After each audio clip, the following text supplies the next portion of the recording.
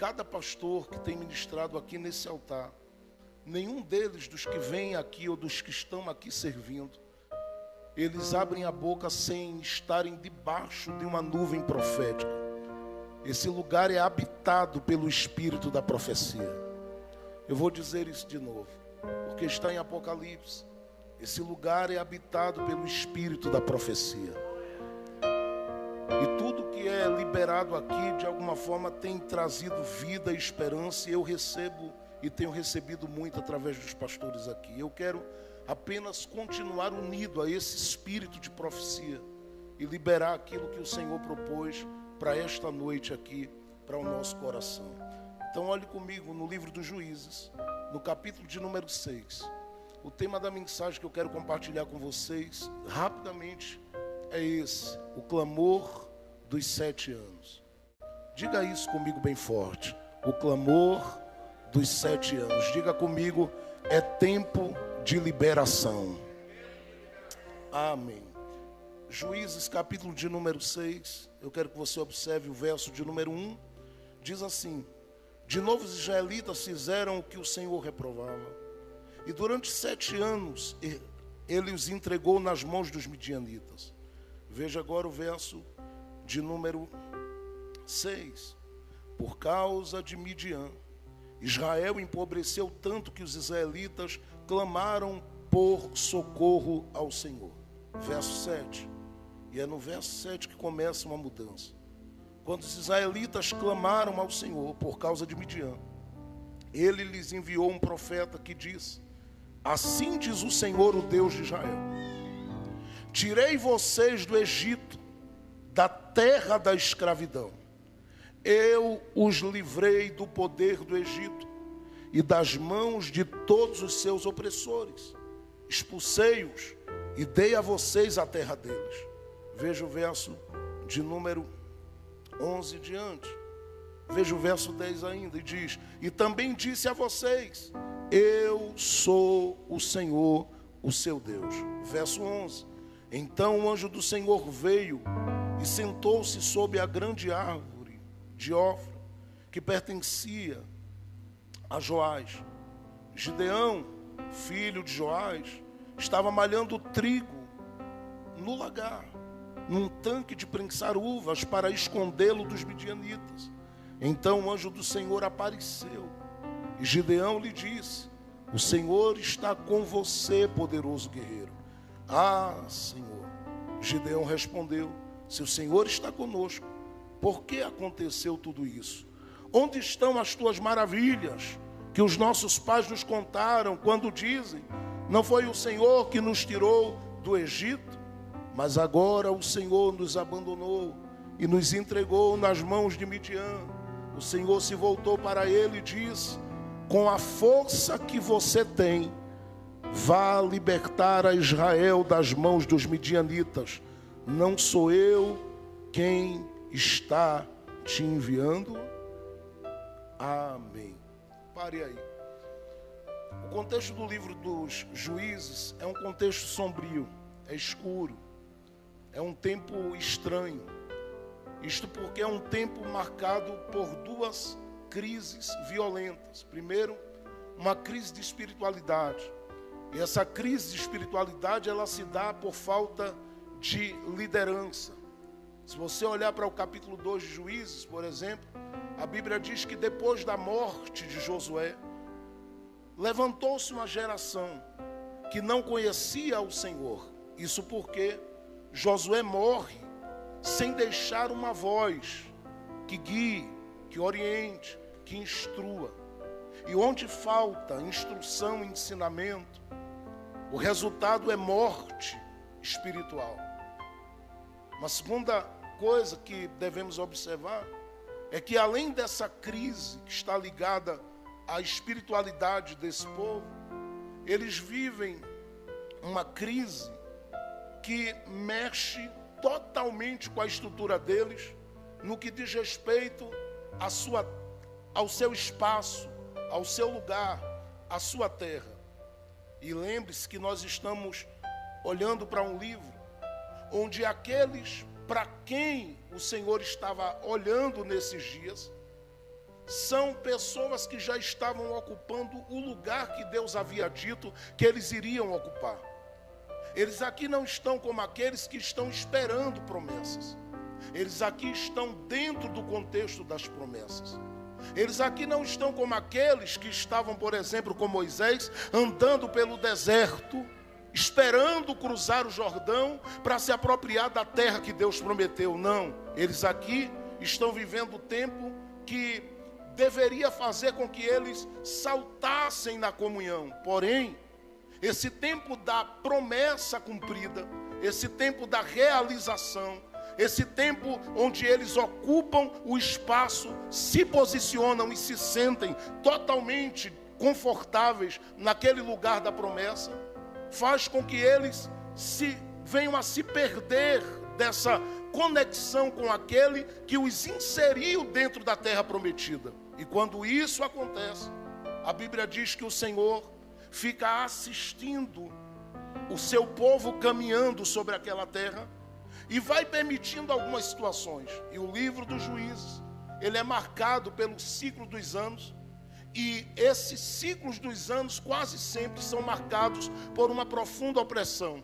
E se você atentar, por exemplo, para o capítulo 4 de Juízes e o capítulo de número 6, você fica assustado, porque você fala aqui de um período de 20 anos de opressão no capítulo 4, mas está se repetindo esse processo de opressão após uma grande vitória que Deus deu através da vida da profetisa Débora e também através de Baraque e daqueles que estavam com ele. Eles chegam agora, um capítulo depois, a viverem mais um processo de opressão, e esse processo é um processo que dura 7 anos. Esse período dos 7 anos é um período que Deus particularmente marca para extrair do coração daqueles que ele envolveu na terra da promessa aquilo que ele espera encontrar de favor, de amor, de dedicação e de zelo. Porém, Deus não extrai só o melhor do coração do povo. Deus extrai aquilo que está simplesmente entranhado no espírito e na alma do povo, e isso é colocado totalmente para fora na medida que esses 7 anos vai acontecendo. Por que eu estou falando disso? Porque você, olhando para o livro de Juízes capítulo 6, você não enxerga dessa forma, a não ser que você volte o seu olhar, por exemplo, para os primeiros livros da Bíblia e chegue ao livro de Levítico. E se você chegar ao livro de Levítico, no capítulo de número 19, no capítulo 25, você vai observar no livro de Levítico a Bíblia dizendo que Deus avisou ao povo que eles deveriam levar em consideração a sua orientação. E Moisés disse: olha, quando vocês estiverem no lugar da promessa, quando vocês estiverem na terra que Deus prometeu, quando vocês estiverem ocupando a prateleira de cima, quando vocês estiverem no lugar que Deus estabeleceu para vocês estarem, atentem para o que eu vou dizer. Deus disse assim: cheguem lá e semeiem. E vocês vão semear no primeiro ano, vão semear no segundo ano, vão semear no terceiro ano. E eles ouviram isso. E Deus disse: mas vocês não parem aí. Quando vocês semearem nesses 3 anos, não esperem que a colheita virá. Por quê, Deus? Porque eu quero extrair de vocês não só o que há de melhor, eu quero extrair de vocês o que está entranhado na alma e o que foi semeado em dias de relação e de amizade com os egípcios e com tudo aquilo que do Egito veio como influência no coração de vocês. Então o que é que vocês vão fazer?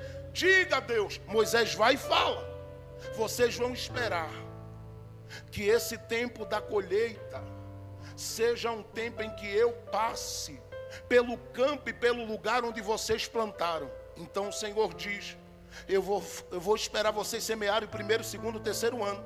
Quando chegarem no 4º ano, eu vou passar pelo campo. E disse Deus assim: eu vou santificar todo o campo. E eles disseram a Moisés: Moisés, e aí a gente vai colher? Moisés disse: ainda não. vocês vão esperar que Deus passe um ano santificando o que vocês semearam. Ora, semente é coisa santa. Como Deus ia passar para santificar aquilo que já havia dado resultado? Deus estava simplesmente deixando claro ao povo: eu sei do coração de vocês e a batalha que é. Vocês vão semear no primeiro ano, mas vai ser uma luta interior. Vocês vão semear no segundo ano, mas vai ser uma guerra interior. Vocês vão semear no terceiro ano, mas vai ser uma guerra interior.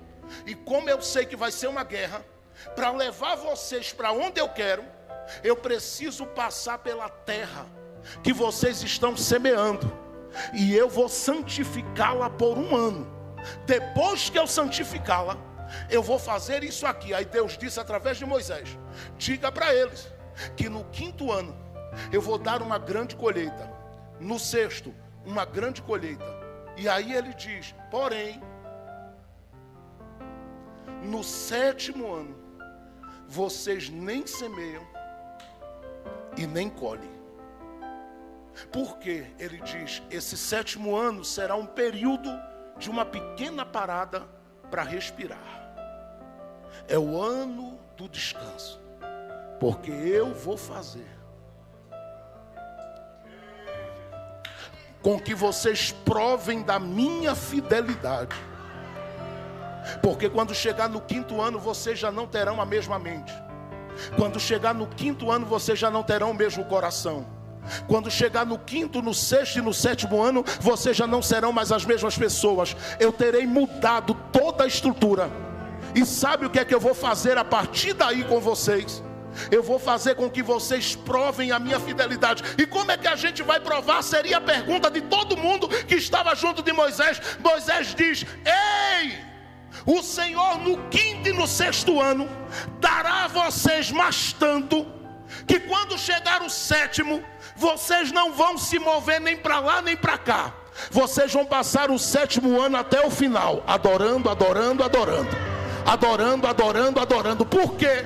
Porque a provisão para o 7º, o Senhor já liberou. Eu não sei quem está recebendo, mas eu vou dizer de novo: a provisão para o 7º, o Senhor já liberou.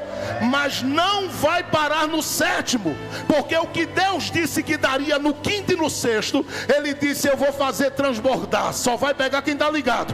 Para o 7º, para o 8º, para o 9º ano que vem por aí. O que é que Ele estava dizendo a eles?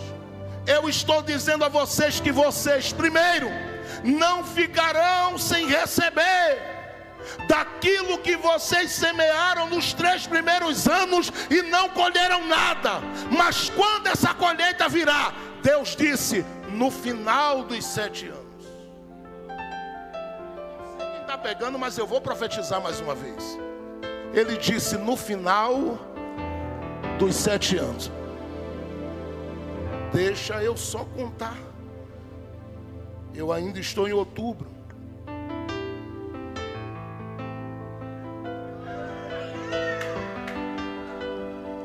Talvez você passou esse ano dizendo: Deus, eu não entendi muita coisa do que aconteceu. Porque esse ano você foi chamado como ano de descanso para adorar, para servir, para estar na presença dEle.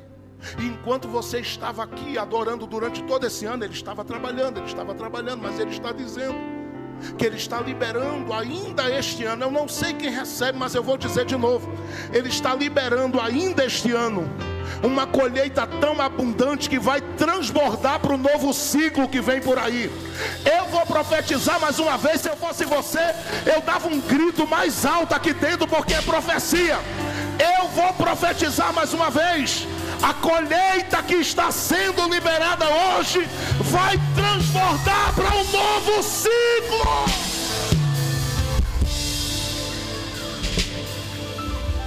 Só que Deus não estava de olho naqueles primeiros 7 anos.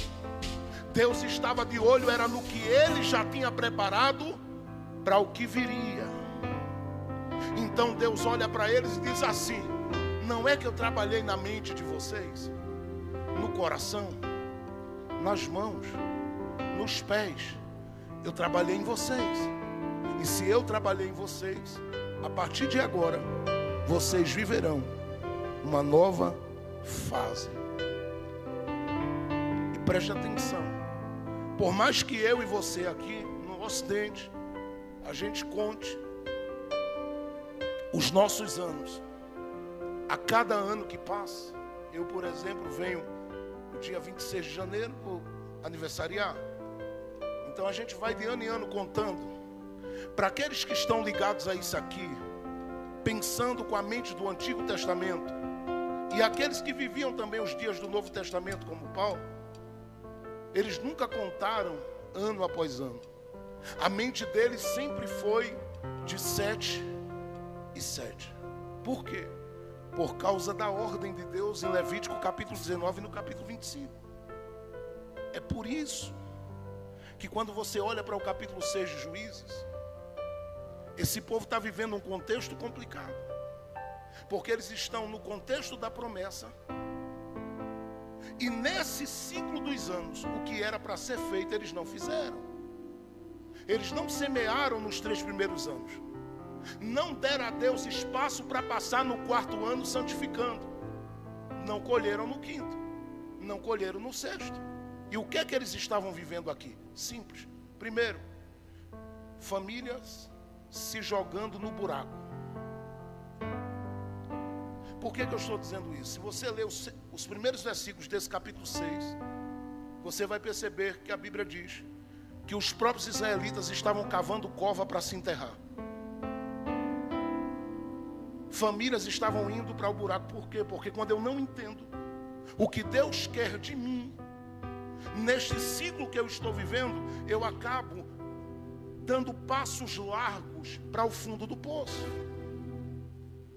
Eu preciso entender que Deus está me envolvendo nesse ciclo com o objetivo de extrair de mim o melhor e aquilo que de repente não agrada a Ele. E para Ele tirar isso, Ele precisa saber o quanto eu estou disposto nos 3 primeiros anos a semear. Por que eu estou falando? Porque vocês vão começar daqui a pouco um novo ciclo de 7 anos. E se você não entender que os 3 primeiros anos são fundamentais, são importantíssimos, são essenciais para aquilo que você vai viver em Deus dentro desse ciclo, você vai perder muito. Então entenda isto como verdade. Como eles deixaram passar um ciclo de 7 anos sem dar a Deus o que Deus esperava, eles vivem um momento terrível. E aqui eu já paro. Famílias estão indo para um buraco. Segundo, tem gente buscando aqui nesses dias viver uma experiência de total isolamento. Perceba que tem um grupo de israelitas de um lado e tem um Gideão isolado malhando trigo no lagar. Há grupos vivendo um tempo de isolamento. Detalhe, no meio desses grupos, a parte mais importante também estava isolada. E quem era essa parte? Os profetas. Porque a voz não podia ecoar profeticamente se o coração do povo estava cada um dividido. Terceiro, eles estão vivendo nesse momento aqui um momento de profunda crise. Por quê? Porque eles plantam e não tem resultado do que plantou. Isso vai levando eles a um nível de crise psicológica, emocional, existencial tão grande, que eles começam a entender que é melhor morrer. Eles começam a entender que é melhor morrer do que viver empobrecendo como estão. Porque o que eles plantam tem um midianita para tomar, para arrancar, para tirar. São portas sem resultado. Diga isso bem alto, diga: portas abertas, mas sem resultado nenhum. É complicado. E quando eles estão vivendo isso, eles começam a olhar uns para os outros e dizem: vem cá, o que é que a gente faz? Alguém grita e diz: melhor morrer. Outros gritam e dizem: é melhor sumir. Outros gritam e dizem: é melhor desaparecer. E nesse momento que está todo mundo vivendo aquilo que eu chamo de o cenário amargo do capítulo 7 de Juízes, do capítulo 6 de Juízes, tem alguém lá no meio que diz assim: vem cá, o que foi que Deus ensinou a gente sobre o ciclo dos 7 anos? E alguém diz: mas ele disse que se a gente quisesse ter resultado no final, a gente deveria cuidar bem do começo. E na cabeça deles, eles dizem assim: se a gente pudesse voltar ao começo, nós viveríamos uma transformação tremenda. Só que alguém se levanta ali no meio e alguém diz: mas o Deus que ouviria a oração no começo, será que ele não ouve no final desses 7 anos? E foi aqui que eu entendi que quando a gente está no limite esgotado, existe um tipo de clamor que nos faz viver novos começos quando tudo parece já estar terminado. E é o que eles fazem aqui. Eu não sei quantos israelitas, mas o texto que eu li diz que se junta um grupo ali e eles começam a clamar. E eu penso, porque o texto não diz as palavras com as quais eles oraram. É engraçado isso. Fala das palavras de Jesus quando orou, fala das palavras de Salomão quando orou, fala até das palavras de Moisés quando falou com Deus, mas não traz isso para a gente. Eu queria que estivesse aqui. Só que eu perguntei ao Espírito Santo: por que isso não está aqui, Senhor? Esse clamor tão importante. O Espírito do Senhor falou comigo e disse para mim: é que, Jefferson, você precisa entender que quando você está no limite, esse clamor dos 7 anos, ele não é uma cartilha, ele é pessoal. Ele tem que fluir de um coração que diz: não aguento mais ver a minha casa ir para o buraco. Ele tem que fluir de um coração que diz: não aguento mais ver as minhas finanças sendo comidas, devoradas, destruídas. Não aguento mais lidar com portas sem resultados. E aí o Espírito Santo disse para mim: cabe a cada um, Jesus, aprender a se juntar com quem quer uma virada nesses 7 anos. E eles começam a clamar. Eu acho isso incrível, porque esse clamor dos 7 anos, quando eles começam a levantar diante de Deus, o Deus que estava simplesmente no começo esperando as sementes, jamais desprezaria o seu povo, olhou para eles e disse: eu estou aqui ainda. Por que eu estou dizendo isso? Porque a partir desse clamor coisas vão se mover. Primeiro, Deus vai decretar a sentença final para a vida dos midianitas. Deus estava dizendo àqueles que fizeram vocês experimentarem o cenário da amargura, eles vão ter que bater em retirada da vida de vocês. Eu estou profetizando no mundo espiritual. Escute: há principados e potestades representados por esses midianitas que querem ver a sua casa no fundo do poço. Mas eles que se preparem, o final de 2025 será de celebração na vida da sua família. Ei, abre a mão aí, recebe a profecia. Pega para a tua casa, pega para a tua família, pega para as pessoas que você ama, porque o Senhor vai promover ainda neste final de ano uma virada extraordinária. Eu estou profetizando que os adversários vão sair do caminho dos seus. Eu estou profetizando, e só vai pegar quem tem fé. Sua casa vai respirar um ar diferente. Eu vou profetizar sobre o seu casamento. Seu casamento, sua família respirará o novo ar de Deus. Segundo, esse clamor, ele move o que estava isolado e parado. E o que é que estava parado? O ministério profético. A Bíblia diz que quando eles clamaram, do nada, não deu nem tempo de registrar o nome do profeta. Não deu tempo. Do nada. Enquanto eles clamam aqui, eu penso, aqui é uma crença minha, e como eu fui gerado nesses ambientes bem pentecostais, eu não penso que o profeta vem assim, andando assim, como quem não tem o que fazer, não. Muito tempo parado, Deus pega o profeta no lugar de isolamento, dá um grito e diz: vaso! Quero a sua boca hoje. E ele diz: Deus, faz 7 anos que não desce nada. Vou repetir. Ele diz: Deus, faz 7 anos que não desce nada. E eu penso Deus dizendo: mas hoje eu volto a falar na terra. Lá vem o profeta. A profecia dele é uma só. Ele entra no meio do povo e o povo diz: quem é você? Diz: sou profeta e trouxe uma mensagem de Deus para você. Trouxe uma mensagem de Deus para você. Então o profeta grita, brada, qual é a mensagem? Ele diz assim: ainda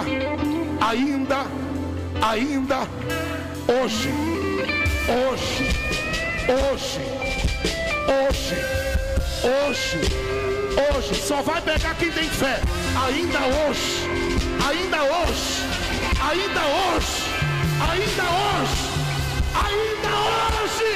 acaba o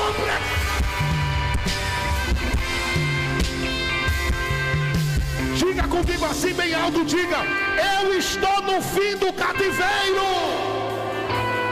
Diga assim: eu estou caminhando para uma nova estação. Diga: Deus vai me dar velocidade e eu viverei com a minha casa a maior mudança da minha vida. Só quem crê com a mão levantada por 30 segundos, abra a boca e dê glória a Deus sem parar. E agora? Eu estou sentindo que Ele quer me tomar nos idiomas aqui por 1 minuto.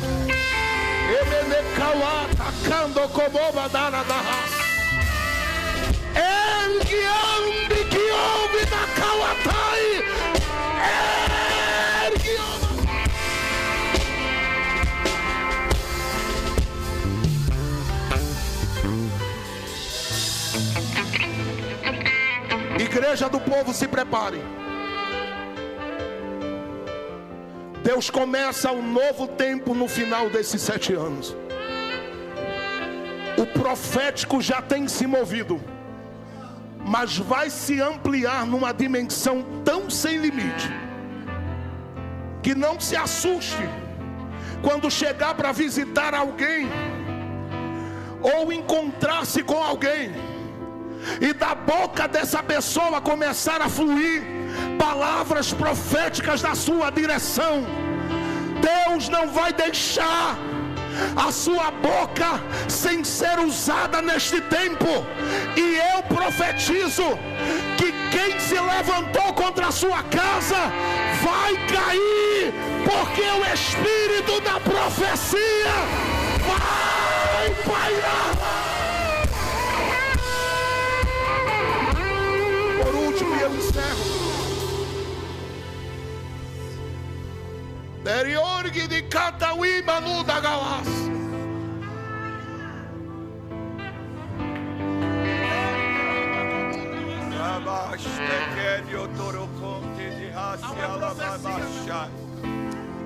Romai kenemia na yo kenyo torbiga yo stukenemasia. Rate konenia yo kondia face alabasto kelia. Ramana Masori Minevai Kadabastu Kedebiase. Ramandia Vasoble Canta Ramana Mastu Kedebia. Romana Masebia Namasto Kedebiase. Ramia Konamana Mashuri Andalabasu. Estou eu renovando e trazendo prosperidade para os filhos. Estarei respondendo clamor de mãe, clamor de pai. Estarei colocando a casa em ordem. Estarei trazendo saúde e paz.